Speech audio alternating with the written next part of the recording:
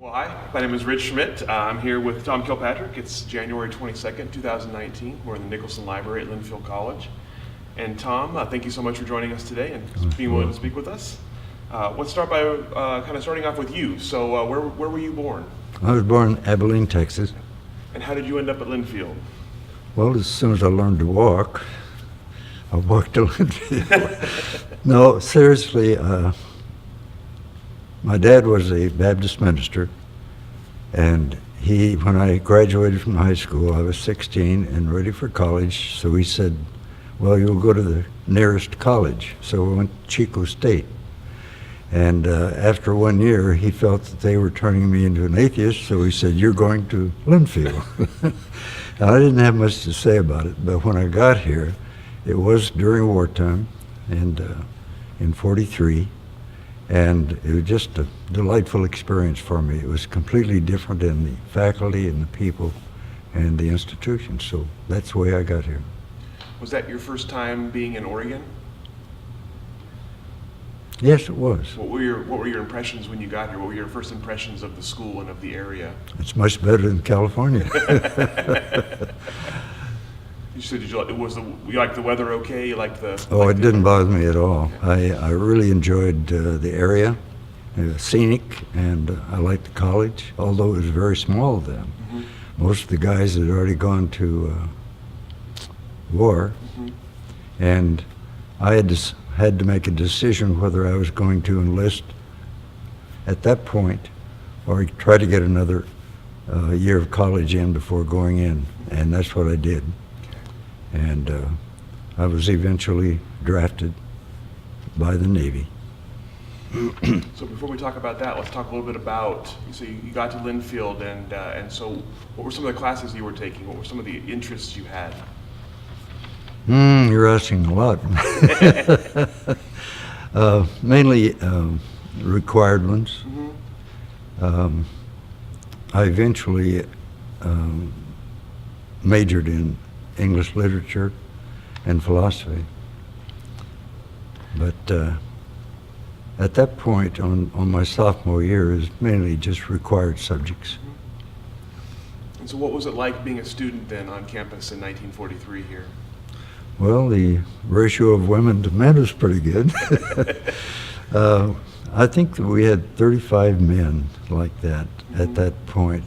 And I was in Potter Hall.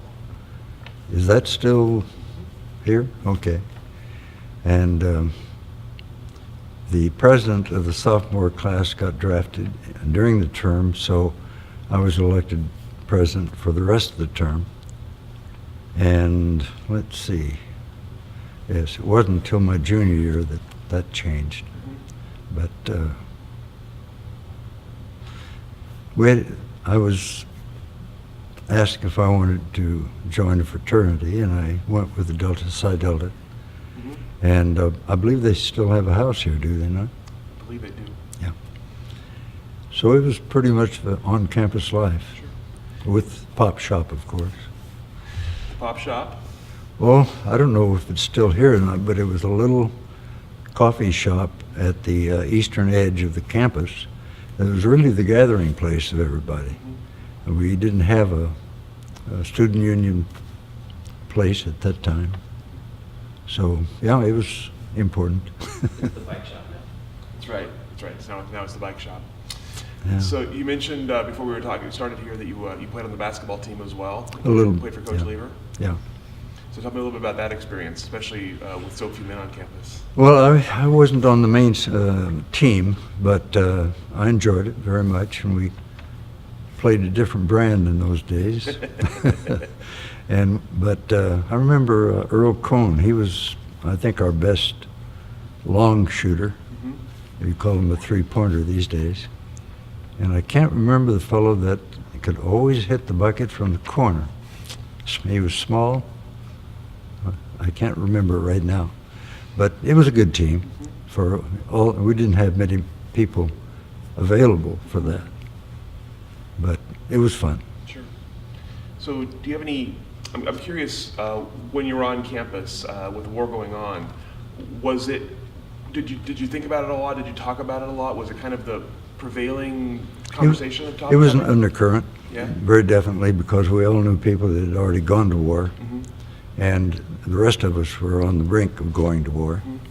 So it was a constant, but still, it was a typical campus life, I think, where it was more fun and jokes than a lot of things. Mhm. Do you have any real vivid memories from that time? Any particular events or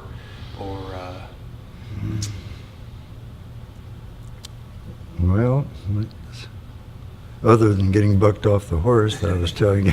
yeah, tell us about that. So you were at Coach Lever's ranch, Yes. and And I don't know exactly where it was, but I think it was north. mhm. But he had this horse that he asked if I wanted to ride it, and I said, sure. So unfortunately, he was stable broke and didn't want to leave the stable. And we got maybe 3 blocks away, and he bucked me off, and I couldn't catch him. So I went back and told Coach that he could have his darn horse. But he was a good coach, and he was very good for we young guys. Except he had me boxing somebody at one time that was probably twice as big as I was. At the last minute, he said, I think I'll put Earl over there. He's a little bigger than you are. I said, thank you. But the sports were fun. It was a good outlet. And but the facilities you have now are just fantastic in comparison. We had a very muddy football field that no facilities. Yeah. But we did have that basketball court inside gym. That was really nice. And I think I mentioned one time that when I came back from the service, they didn't have enough room for all the people. So they put up cots and pallets, and we spent a few days there until they could find room for us. But that was quite a homecoming. Yeah. So, what kind of things were being done on campus at that point to support the war effort? To support the war effort? Yeah. I don't remember. Events? No? I don't. Okay. Was there anything that changed about what was being taught on campus? Was there any curricular changes about that had to do with the war? I'm blank on that too. That's okay. Yeah, I really Right. don't. So then, how long after you got to Linfield were you then drafted into the Navy? In May In 1944? 44. 44? And so where did you go from there? Well, I was told to report to the training station in San Diego, Naval Training Station, and I think that course was 6 weeks, if I'm not mistaken. And I was supposed to be sent to parachute rigger school in New Jersey, and I got tired of being in charge of different chores.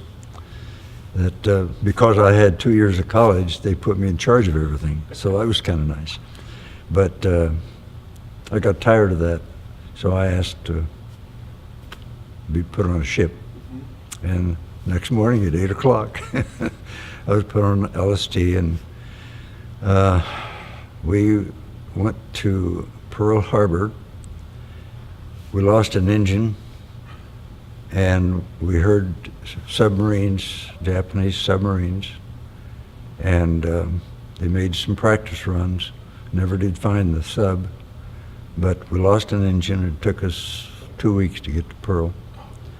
And at that point, on the transfer station, they asked if anybody knew how to type, and of course I did. And I stayed there for the rest of the time in the Joint Intelligence Center of the Pacific Ocean areas under Nimitz.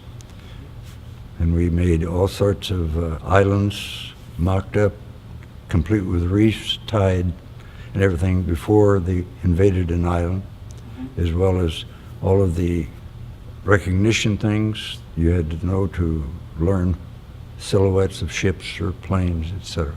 So and they also had to, we also had to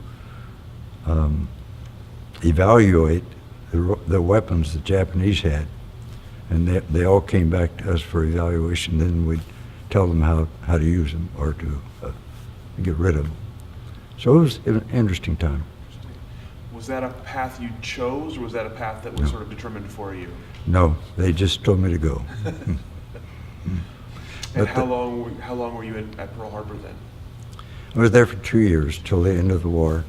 But, you know, that was a different time then, as you probably know, is that the entire nation was go, go, go. We're going to get these guys that did this. And it's so different from, for instance, Vietnam.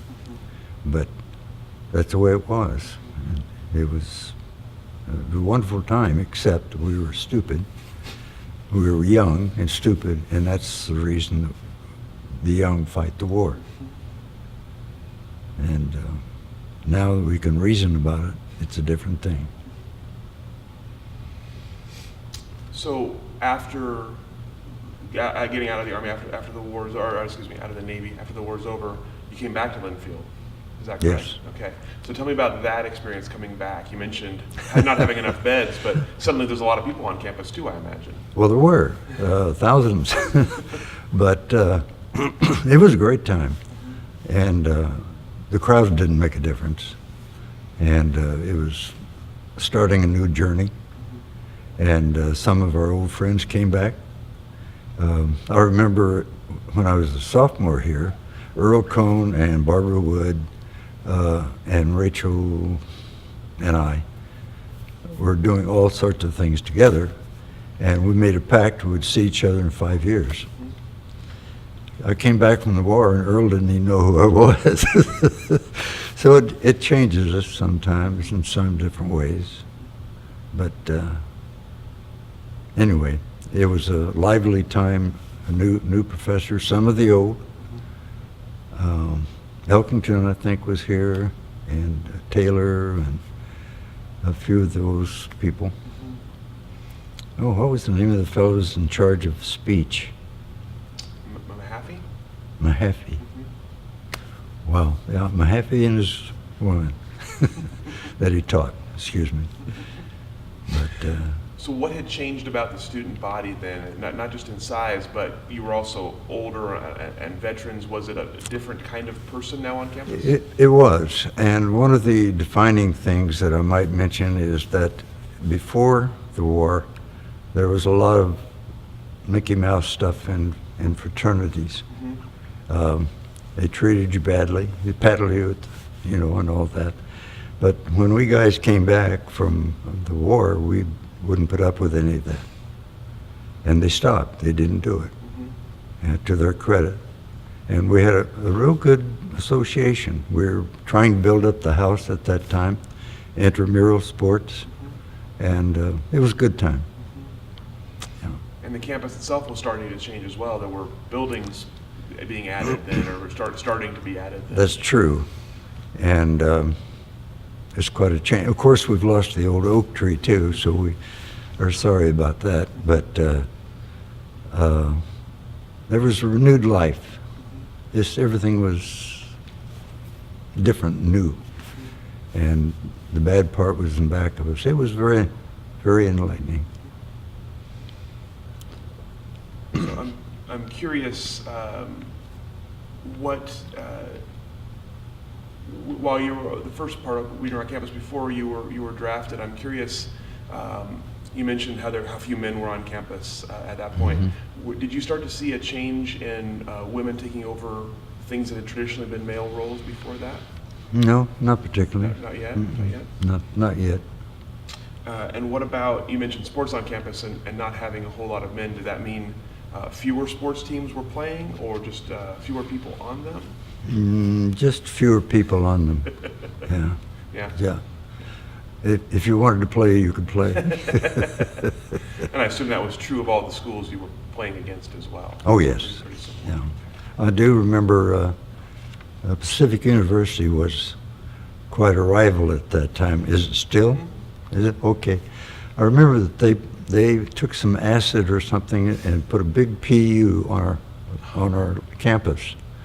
And in retaliation, instead of doing something destructive, we made up a yell at the sports teams, PU! So we got back at them in a different way, but it was fun. So going back again to, sorry, I'm kind of bouncing around here a little bit, but after you came back and after the war, with the population suddenly changed, were there new events happening on campus? Were there new things that were suddenly available to students? Yes, I think there was. We had a very active drama group at that time that I participated in for a couple of years. And you mentioned that those plays were held at Melrose. Yes. Yeah. So tell me a little bit about that, about your participation in that. Well, that's where we had all of our audience meetings. Do you still do that? Or do you have a larger place now? There are a couple of different places now, Okay. unfortunately, yes. But it was just right for that time, and that's where we had all of our plays. And I also gave my treasure report there, and we had different artists come.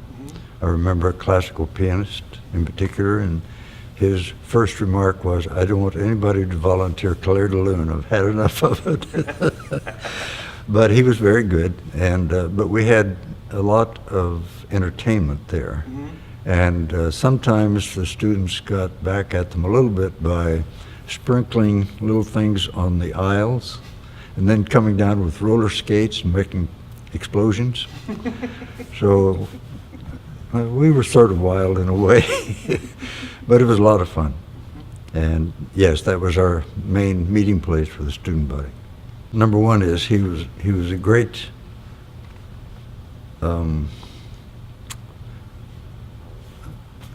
he was able to get contributions for the school. He was very successful in that, and he had a very good approach. And he and his wife made a really good team. They were both good-looking people, and they were very close to the students. There was nothing in between. He was good for the job he was chosen for, and I think a lot of the building was started at that point, if I'm not mistaken. But yes, I thought it was a good choice.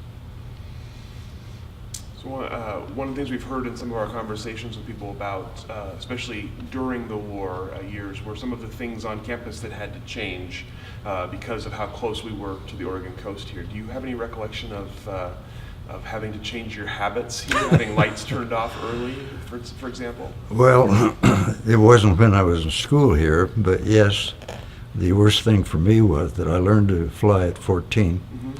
And along came the war, and we were within 100 miles of the coast, so I couldn't do it anymore. Oh, okay. And that was sort of a personal problem with me. And but after the war, I restarted my flying out here at the McMinnville Airport, and under the GI Bill, and got my private license in 2 aircraft, one with only 2 control, that was an air coupe, and one with 3 control, which was a Piper. So it did affect me in that way, that I didn't get to fly from 1941 until 1945. And in 45 I was in Hawaii, so I started up flying again. And that was interesting. And so after you got your license on those, what did you do with that? Did you fly professionally? Well, my eyes were so bad at 2400 that I really couldn't do anything with it. It was just a desire, and I've used it immensely. Since then, I've used it, my airplanes in my business. I had a graphic arts business in Seattle, and we did all sorts of graphic arts and engineering and patents and illustrations, and I used the airplane extensively in that. So it has helped me, yes. Mm-hmm. Do you guys have... Oh, sure. So this is mainly about the connection to the war? Certainly, as we're sort of thinking about especially what campus was like before, during, and kind of immediately after, kind of the decade of the 1940s here on campus. So. Yeah, I was going to mention dunking the sophomore girls or the freshman girls in the shower, but I won't do that. You can edit. But that was a tradition, and we also had a tradition of tug of war across the coastline. Of what across? Tug of war. Oh, tug of war across the Yeah, coastline. between the freshmen and Sure. sophomores, we had that, and the the showering of the ladies in the dormitory was actually just a fun, no problem thing. That was the house dean, you'd call him. Kind of looked the other way, and oh, who was it? Mrs. Anderson, I think, was one of the ones. But she was a great, and her son went through here too, and he and I did a lot of things together. But one of the things that you have now that we couldn't dance on campus. So we would pull up a couple of cars up by the tennis court, turn up the radio and dance after everybody had gone to bed. So there were a few rebels of us that enjoyed the college life. Sure. Of course, the usual fraternity thing where they blindfolded us and took us way out in the country and let us loose and that sort of thing. But that was just normal college life at that time. But the main problem with the war is that everybody was aware of it, but we were losing people. And it was a serious thing, and it was an undercurrent of our social life. Was there anybody you knew personally who was lost? Oh, yeah. Yeah. Button, what was his father's name? He was a professor here. Can't think of his name. But he got drafted in the Army, went to the Philippines, was there a week and got shot. And he couldn't get back. What had happened was that his company had retreated, and he got left alone, got shot when the enemy came toward him. And when the Japanese soldier got to him, he shot him in the back to be sure he's dead. He survived, but he was never the same after that. He came back with partial mind, and other people didn't come back. Yeah, several of them didn't, but Earl and I did. Yeah. What was your main source? Taylor, Button Taylor. What Yeah, was Taylor was Go ahead. he was one of the professors here, Mm-hmm. Yeah. and I don't remember what he taught. I remember Mahaffey and Elkington and those people. It was a good time. What was your main source of news about the war while you were on campus? Mainly the paper. Was it the Linfield paper or the No, local paper? it was the Oregonian. Okay. Mm-hmm. And what was, again, I'm sort of curious, you mentioned that it was kind of a common topic. Was it something that you discussed regularly? Was it something that you just kind of read and internalized? No, we discussed You it. discussed it? And even Coach Lever's class that I took, we brought up the war as well as other things. I mean, sure, we had to keep up with sports of other teams, but we still talked about the war. And it was a serious time for all of us. Sure, sure. Did you spend any time in the Portland or Vancouver area during the war, or while you were on campus? Yes. A group of us would go to Portland every once in a while for something.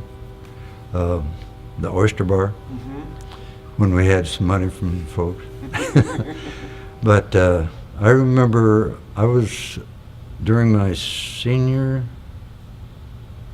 year, and I was pretty much in charge of May Day, and because I was general manager. But at that time, I always worked in college, my whole 4 years. And one of the jobs I had was driving school bus for one of the, wasn't high school, junior high. Okay. And they also rented out the bus. And so they rented it to one of the sororities here. This happened several times. And they took a weekend or a day over to the coast. And so I think both fraternities and sororities did that. It was just real easy to do. But that was fun.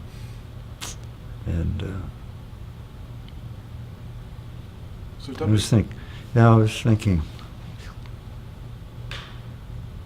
yeah, we went to different places in with the basketball team when back in '43. Went to Salem, Monmouth, is it Monmouth? Western, yeah. Western, in different places. What were some of the other jobs you had while you were here? Well, the main job I had was I sold shoes at Montgomery Ward downtown. I went by the store yesterday. It's still there, but it's not Montgomery Ward. And that was fun. I worked from 1 to 5, took all my classes in the morning and at night. And I even went out on a potato farm and ran a tractor. And, but the first one I had, first one I had was Montgomery Ward, that's right. But I did whatever was necessary to put myself through because I didn't have any help. You mentioned May Day a moment ago, and I know May Day was sort of the highlight of the Oh, social yes. calendar. Tell us a little bit about it for people who aren't familiar with May Day. Well, may I ask, do you still have it? We don't. Oh, my. Well, that's the reason then that, well, let me back up a little bit. Every May, before graduation, we had a big celebration on campus. Joe Seal, somebody, was the one for my senior year. And everybody dressed up like royalty. And we didn't have dances, that wasn't allowed. But we did have parties and celebrations and football games. And a ceremony of planting a dogwood tree, which I noticed it's not here anymore. And they would plant one tree every year in honor of the Queen. And yeah, it was a big deal at that time, but I guess it's gone now. Different kind of spring festival now. There's still something around the same time. It's just not the same May Day festival it used to be. So, Okay. And so there was a May Queen involved as well. That was the highlight of That's right. the May Queen being elected and the royal court. Mm-hmm. Right. Okay. Correct. And so you say you were in charge of it one year, or you were basically in charge of it. Yeah. So Well, yeah. what did that entail? Well, just organizing every event. Yeah. And of course, I had tremendous help. I just had to oversee it. I didn't do anything. But it did create a problem for me personally because I forgot I was supposed to drive the bus that day. And I lost that job. The only job I ever lost. And but we were busy. I mean, it was a very busy time. Yeah. So it was still fun. What do you have now in place? Do you have? Wildstock? It's called Wildstock. Ah. Music and dancing and Okay. same Oh, kind you of have thing. dancing now. Yeah, dancing's okay good. now. That's yeah, good. We can dance. Right after the war, in fact, they made it okay to dance on. Oh, I'm sure they would change. Anything else? Good. Slower still here? Just when you came back, you mentioned having to live in Riley Gym temporarily. What was that? How long did you have to live in, how long do you guys have to sleep in Riley Gym before they got you into residence halls? I'm You sorry. mentioned after you came back from the war, your temporary housing in the gym. Oh, Curious how long that lasted. not very long at all. It was a couple of weeks, I think, is all. And at that point, they brought in some of the old barracks. Is that They correct? did. They did. Temporarily. And my last year, I was married then, And we had an apartment there for $105 a month. And yeah, it was definitely all wood barracks that had been used. But it was a good little apartment.